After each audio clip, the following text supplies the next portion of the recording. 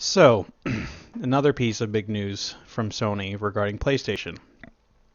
The cost of PlayStation Plus is going up soon. It is going to go from $50 a year to $60 a year. Divide that up per month. It's now going to be $5 per month if you pay by the year, as opposed to before whatever 50 divided by 12 is. Not as much as $5 a month, which doesn't sound bad. But I watch a couple of other um, YouTube channels. The two that brought this topic up and really got me thinking were Rerez, they're a good channel, check them out, and also Review Tech USA. Both of these channels brought up, hey, remember how you can only do multiplayer unless you have you can't do multiplayer on PlayStation 4 without PlayStation Plus. And remember how PlayStation Plus started as this service that allowed you to get, game discounts, free games every month, and it was a really cool deal. And then and that was during the PlayStation 3 era. And then when PlayStation 4 rolled out, they changed it so that, oh, well, now the multiplayer is behind that paywall too. Online multiplayer, that is. And how no one ever really got upset about it then. And it's kind of boggled my mind too. Now, I'm not a big online multiplayer guy, but I do have games that, if there's a multiplayer aspect to it, I'll either I'll sample it, I'll see if it's good. Most of the times they don't really hook me, but whatever. It's a nice little option. So when they announced that with PlayStation Plus, or you have to have PlayStation Plus now to play multiplayer on PlayStation 4, it didn't bother me that much. However, what we're seeing is we're seeing more games like Battlefront, or Star Wars Battlefront, Overwatch. Lots of games are becoming online only. You have to pay you have to basically pay this, PlayStation Plus fee to play these games. And yes, I'll agree 100%. This is not the first time we've had to pay to play games online. Most MMORPGs used to do that. Now they've kind of moved to a free-to-play model.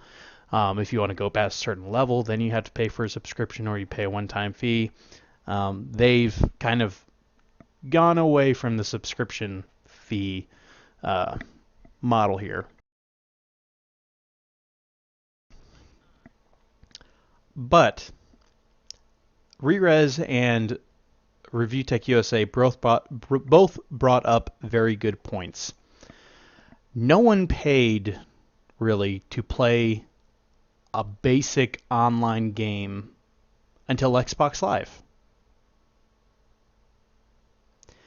PC still doesn't charge you to play games online.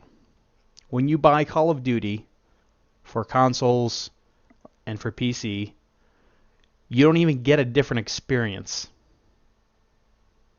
It's online. Street Fighter V. It's online. You can even play with PlayStation 4 players, and you don't pay for the online. But you do with consoles, with both the Xbox One and the PlayStation 4. And you know what? I have to agree with these guys.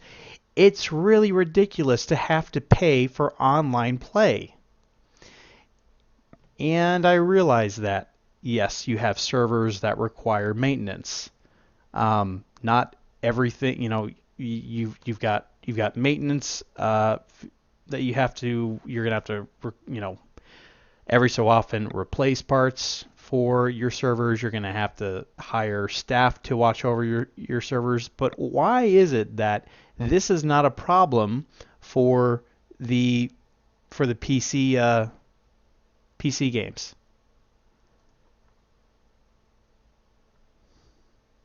And you ask that question, and Sony and Microsoft really don't have an answer. They just charge because they can.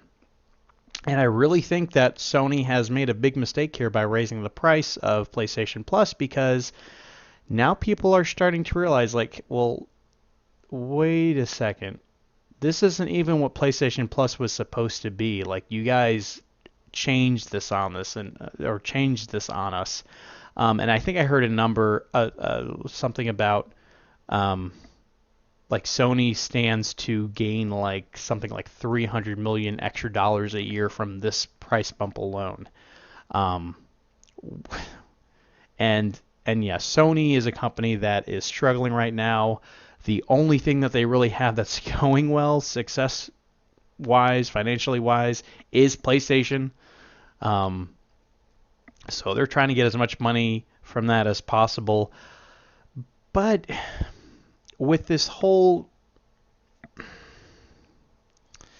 they just kind of be falling back into this rut. They're raising the cost of, PlayStation Plus. They charge, oh, and another point, they charge extra for PlayStation Now. PlayStation Now is not even part of PlayStation Plus. That's an additional service that you have to pay for to stream games if you want to. And let's face it, the PlayStation 4 is more than capable of playing a PS1 game. If the PlayStation 3 could do it, the PlayStation 4 can do it. It's unacceptable to have it not be able to have you pop in your PlayStation disc and play an old PS1 game or PS2 game. PlayStation 3, okay, whatever, fine.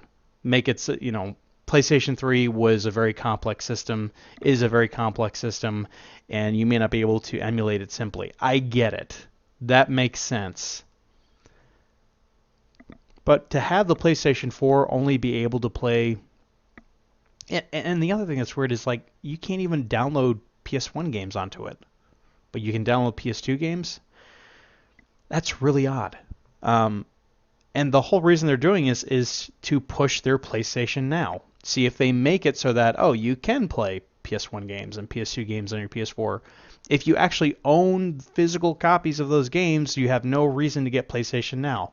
But this is something that Sony does that drives me crazy. They're just making it so that you have to pay extra for everything, and Sony didn't used to do that. And even Nintendo doesn't charge you for multiplayer online. You could argue that they don't have many multiplayer offerings, but you could, Call of Duty, Black Ops 2, I want to say Advanced Warfare might have been on the Wii U. They don't charge you for online. Neither does PC.